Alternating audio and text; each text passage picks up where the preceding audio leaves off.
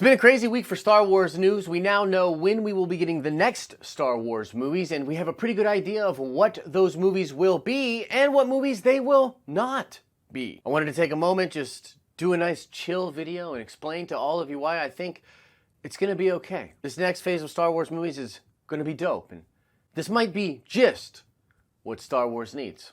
We do it for the fans.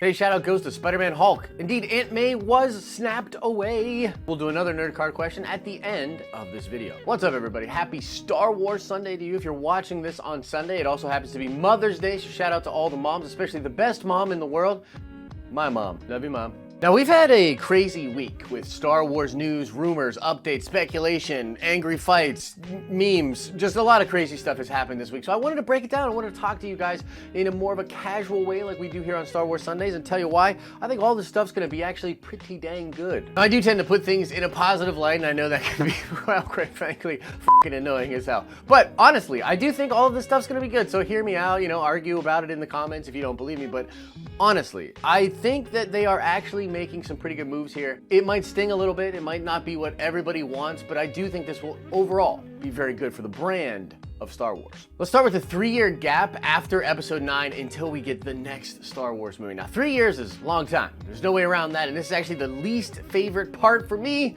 of everything that they have planned and going on over there at Disney Star Wars. But I still think it'll end up being a good idea. I mean, one of the things I've personally been critical of Disney Star Wars about is like their lack of planning and their just kind of urge to just make content and do things. I mean, the production on The Force Awakens was really, really rushed. I don't know how much you guys know about that, but there were a lot of conflicts before that movie came out. Disney set a date and then they did everything they could to stick to that date. It was a very similar thing with The Last Jedi, although that kind of hit without any bumps. Rogue One and Solo: A Star Wars Story. A lot of things have been happening because, well, Disney's just sort of been pushing stuff out and not really taking the time that maybe they should be with any of this stuff. And I don't just mean with the movies. I mean with the video games, I mean with the novels, I mean with the comic books, just all the ancillary stuff, the stuff that's supposed to make up the Star Wars universe. The reason that we're all bought into this thing, that we make all of these purchases and love all of the things that are in it. This connected, congruent thing has often felt disjointed and not really well planned or put together, particularly with how the films connect to some of these source materials and comic books and novels. And I think that Disney has an opportunity here, especially if they are going to go Old Republic and set a whole new time frame as their sandbox to play within. They definitely can set up a lot more congruent stories with the comic books, the novels. They can plan much better and have this wholly united experience, this thing that they promised before, actually come into fruition. I mean, even the current stuff that they've done has had flashes of brilliance, places where things connect, revelations that make you recontextualize moments from past movies. And if they can learn from all of the things they did during this trilogy, then man, they can really 2.0 this whole thing and create something very special with the Old Republic movies, something we've never seen before that could really push up merchandising, collecting, different games that people play. Just overall, the Star Wars experience could be much better with this 3-year gap if they plan it out correctly. And I don't think it can be understated that for the films themselves, taking this amount of time is key. We definitely want a cohesive story. We want a singular vision, something that we can really follow along in this trilogy format. I mean, it's no secret that's a huge complaint of people about the Disney Star Wars sequel trilogy, this baton passing thing that they did.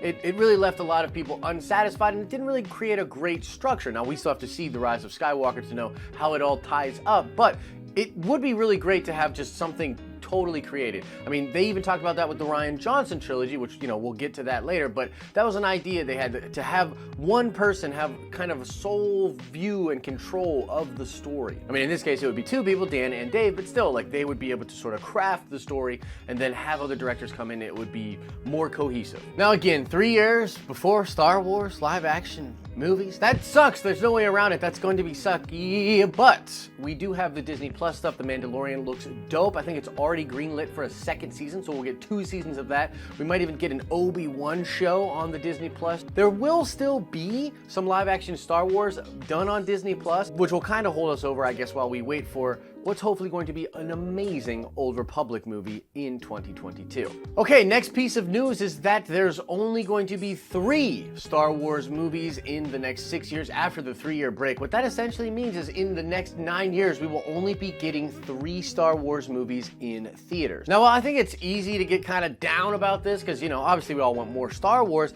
I think this will serve its purpose. And the purpose of this is to make these movies an experience, to make them sort of a revered thing, something to look forward to have just a whole bunch of pomp and circumstance for these movies. These are tentpole Star Wars movies. This is a huge deal, big trilogy. You're only getting 3 of these movies in the next 9 years. And also, I think we should remember too that before Disney bought Star Wars, we didn't think we were ever getting Star Wars movies again. So any Star Wars movie is a blessing, which I think is something, again, a lot of fans have sort of forgotten. I also think that these films are going to be just grand in scope, that if we do Old Republic here, it's going to be some crazy trilogy, very impactful to Star Wars canon, but also just amazingly large, huge, epic films. So 2 years in between seems like plenty of time for them to make these movies and make them as epic as they need to be. I'm talking Infinity War and Endgame level blockbusters. That's what we need these Old Republic movies to be. And while I'm on that, I do think too that connective tissue, comic book series that tie into these video games that have to do in this time period, action figure lines that are these new heroes that are in these movies, all of that stuff's very important. And if they roll that out correctly, these 2-year gaps are really not gonna feel that bad at all. It's gonna feel like a lot of good Star Wars stuff with just those epic moments that are shared throughout this trilogy. Now, the last reason that I think this is positive, or the last positive spin I can put on this fact, is that it will give us plenty of time to stay away from the current timeline in Star Wars. And I think this is good for 2 reasons. Number one, you need some time to let stuff heal. The prequel effect is going to happen again to the sequel trilogy. People are going to end up loving the sequel trilogy, or at least not hating it as much as they do right now in 10 years. That's just going to happen. That's what happened with the prequels. Star Wars fans, you know, they get grumpy, you know, some of them are ridiculous, you know, for sure, but a lot of people are just grumpy, and they will get over it, and maybe we will need that time for them to do that. Also, in general, and from a storytelling perspective, I think it's awesome to give that kind of time and then go back into the story. Maybe Adam Driver wants to do more movies. Maybe Daisy Ridley wants to do more movies. You know what I mean? Like, maybe you just have other characters like Oscar Isaac, an older Oscar Isaac, sort of being a mentor to whatever character is in this new trilogy into the future. All that stuff would be really dope, and I think it's just interesting to let that kind of time pass for both reasons. For the healing, and for also to build mystery and hype about what could potentially be coming next. Now, the last piece of news that we have to talk about, and sort of the most of a bummer, I guess, is the fact that the Rian Johnson trilogy is probably not going to happen. I think it's done. Like, I gotta be honest here, guys. I think it's done. And we're still waiting to hear officially anything from Disney, but I mean, it just makes sense. 9 years, and it's pretty well established that these are going to be the Dan and Dave movies. Now, Rian may actually help Dan and Dave with these series of films. There was an interview that came out several weeks ago about the next 10 years of Star Wars movies. Kathy Kennedy, that is, did mention Rian Johnson and Dan and Dave and made some kind of a mention of them working together. And it's possible that Rian will be helping out. It's even possible he could direct one of these movies under the tutelage or the direction of Dan and Dave once they establish the trilogy. That would be pretty cool. I think that would be dope. But as far as his actual trilogy, him helming something in the Star Wars universe that's 3 films long, I think that is done. I don't think that's gonna happen probably ever. And we spoke about this on Friday. I've given my thoughts about this. I like The Last Jedi, but I'm not super keen on Rian, and I'm not super keen on what The Last Jedi did to the Star Wars fan base. Look, are there a lot of unreasonable people? Yes. But there's also a lot of reasonable people that don't like The Last Jedi. Why do I feel like I always say the same thing just to kind of cushion people talking about The Last Jedi? Guys, do you not understand what The Last Jedi was? I mean, I understand what The Last Jedi was. I love it. It's like the current season of Game of Thrones. I love the current season of Game of Thrones. But I'm like one of the only people. The Game of Thrones fandom is turned against Dan and Dave. They don't like the last season of Game of Thrones. Doesn't make sense to me. I love it. But I'm not in like ignorance or defiance of what's happening. And it's the same thing with The Last Jedi. Like, I just wish that people that like The Last Jedi could admit, like, yeah, it was, you know, Kind of wild. I know people don't really like it. I liked it though. It's just a simple fact that when you look at where the Star Wars brand is at right now, I do think the right move is taking your time, doing one trilogy. And if you have to pick between Dan and Dave and Rian Johnson, it's just so obvious you pick Dan and Dave. Rian Johnson directed The Last Jedi. The Last Jedi is what it is. I know people are in denial about it, or they're like, no, everybody loved it, or whatever. Guys, it's a very divisive film. I just can't say that enough. It's a divisive film. So I just think that it's not a smart move to go with Rian Johnson, especially when you have the option to do Dan and Dave. Even people that are mad about what's currently going on in Game of Thrones have to admit that aesthetically, Dan and Dave nail it, and they've done something really special with the show. They can nitpick the ending. They can say that, they're off book right now and they should have, waited for George or whatever.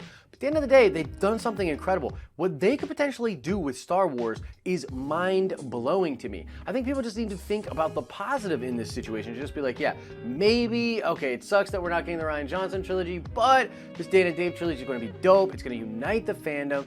It's going to be great. So once again, I choose to look at the positive of that. And I wanted to do this video, guys, because I know that a lot of people probably looked at a lot of the news this week and got not happy about it. They were kind of bummed about the news.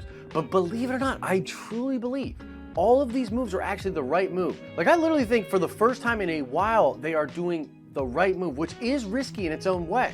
To sort of back off the brand, even though you have all this backside investment in the parks and different things like that. It is a sort of a weird move, but I do think it's the right move. And I think they've got the right talent and they're gonna do the right things, not only with the films, but with how they tie things together, the video games. They are learning their lessons, and Disney Star Wars 2.0 is going to be incredible. I think it'll just bring even more people to the fan base. Things are going to get even bigger and crazier, and then maybe in 10 years we might revisit the current timeline with Rey and Ben Solo, or whoever's left, however Rise of Skywalker ends. I think it's going to be all good. Now let's check the nerd card before we get out of here. I want to know, what was the name of the alien that Obi-Wan met in the space diner that told him about the Camino Dart and the cloners? What was the name of that character? Answer that question in the comment section below. As I always say, I hope you're having an awesome and a nerdy day, and I'll see you in the next video.